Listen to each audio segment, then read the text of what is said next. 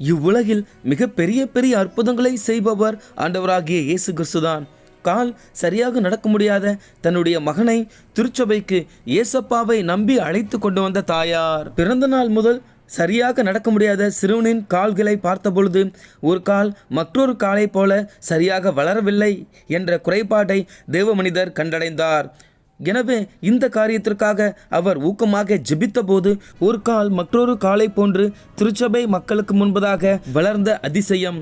தன் மகன் நன்றாக நடப்பதை பார்த்த சிறுவனின் தாயார் கண்ணீர் மல்க ஏசப்பாவிற்கு நன்றி சொல்லி சபையே ஆரவாரத்தோடும் ஆர்ப்பரிப்போடும் துள்ளி மகிழ்ந்த காட்சிகள் இணையத்தில் தற்போது வைரலாக பரவி வருகிறது. ஆம், கிறிஸ்துவுக்குள் அன்பானவர்களே, இவ்வுலகிற்கு அற்புதங்களையும் அதிசயங்களையும் செய்கிற ஒரே தெய்வம் ஆண்டவராகிய இயேசு கிறிஸ்து. இந்த காலத்திலும் அற்புதங்கள் அதிசயங்கள் எல்லாம் நடக்கிறதா என கேள்வி கேட்கும் நபர்களுக்கு இந்த வீடியோவை மறவாமல் பகிர்ந்து கொள்ளுங்கள்.